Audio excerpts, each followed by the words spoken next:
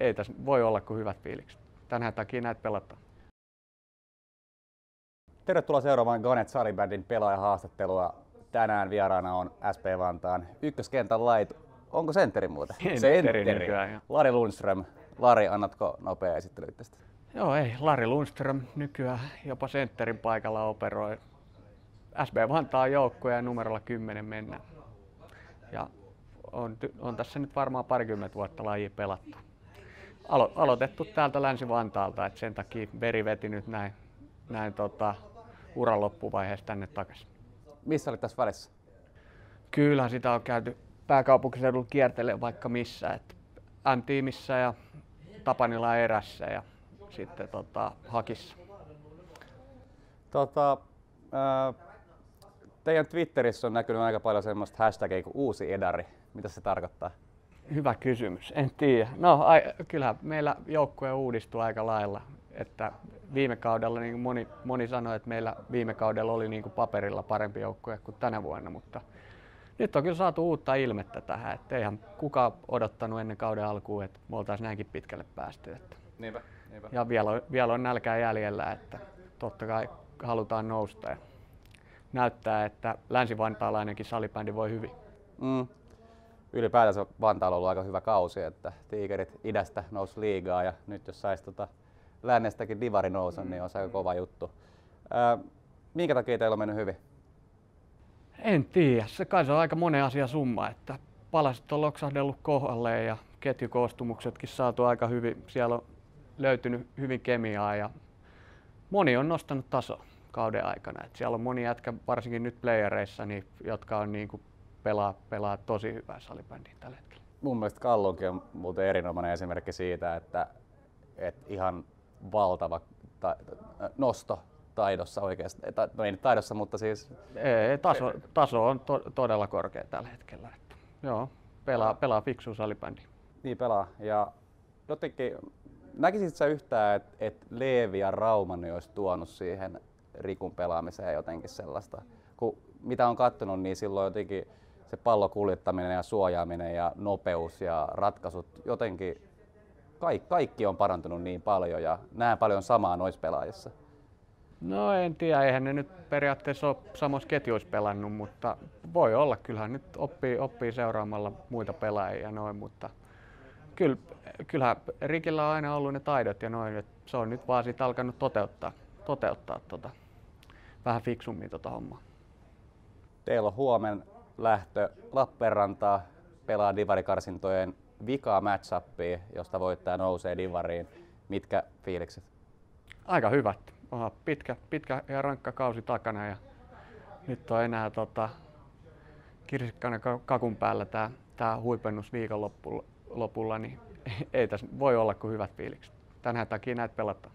Ootko tyytyväinen, että Pono voitti Blue Foxia, ettei tarvinnut lähteä sinne Uuskaar-lepyyn? No kyllä varsinkin kun meikäläisellä on pikku kummitus siellä Uudeskaar-lepyyssä. Siellä kun viimeksi oli pelaamassa, niin meni polvi 1000 palasiksi. Niin ihan hyvä, ettei tarvinnut sinne lähteä. Mitä sä tiedät Ponovosta jenginä? No siis kyllä mä aika vähän tiedän, mutta kyllä mä tiettyjä pelaajia tiedän sieltä. Että siellä on aika lailla samanlainen rakenne kuin meilläkin. Että siellä on kokenutta ja vähän nuorempaa jamppaa. Ja kyllähän niillä on paperilla jälleen kerran parempi joukkue kuin meillä. Siellä on pari jätkää, jotka on ihan miesten maajoukkuettakin edustanut. Lähdetäänhän me alta vastaajina tähänkin sarjaan. Tuo silleen kun miettii ihan SPS Kings matchupista lähtien, SPS Kings eka ja sitten toi Fosu, niin molemmat oli arvioitu, että ne toiset menis jatkoon ja kuitenkin hoiditte homman. Olisi sanoa nopeasti vähän eka SPS Kings-sarjasta ja sitten tuosta Fosusta, että mitä jäi käteen sun mielestä? No ne oli aika erilaisia sarjoja, todella erilaisia joukkueita. Että kyllähän Kingsillä se henkilökohtainen taitotaso pelaajilla oli niin kuin varmasti, jos ei parempi, niin aika lähellä Ponovoa. Että se oli niin kuin enemmän sellaista asemasotaa ja taistelua, kun sitten taas Forssa tuli hirveällä jalalla päälle. Siellä oli nuoreja sälliä, jotka jakso painaa. Tosi erilaisia sarjoja ja kyllä mä edelleen on sitä mieltä, että se Kingsi antoi meille sen kovimman vastuksen. Ja meillä on ollut kumminkin Etelän toi kakkosdivisioonan taso on ollut tosi kova nyt, kun vaihdettiin tähän A- ja B-sarjaan. Niin, hyvä, että ollaan saatu kovia pelejä pitkin kautta tässä alle, niin se on varmasti valmistanut meitä hyvin tähän. Joo, näen ihan samalla tavalla, mutta sitten toisaalta olin vähän yllättynyt, että AC Haki tippui SSR:lle.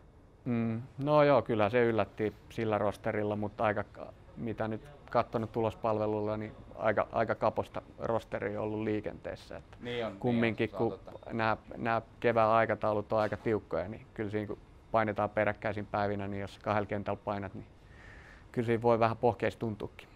Niin ja Hakilla oli Game 1:ssä oikeastaan koko nippu ja Game 2, kun meni Ouluun, niin oli vain 2 kenttää ja puuttui ykköskentästä mun mielestä molemmat pakit, ehkä jopa yksi siitä hyökkäyksestäkin. Ja Game 3 sai vähän paremmas kuin 2, mutta ei ihan Game 1 tasoa, että saattoi kyllä kaatua Hakin kausi tuohon nippuun, mikä oli peleissä. Huomenna siis 7 lähtö ilmeisesti, vai onko herääminen? Ei varmaan herääminen ehkä, jos pääsee ylös, mutta 8.30 lähtö pitää olla bussissa ennen kuin tulee sakkoja. Ja sunnuntaina kotona matsi. Sitä odotellessa.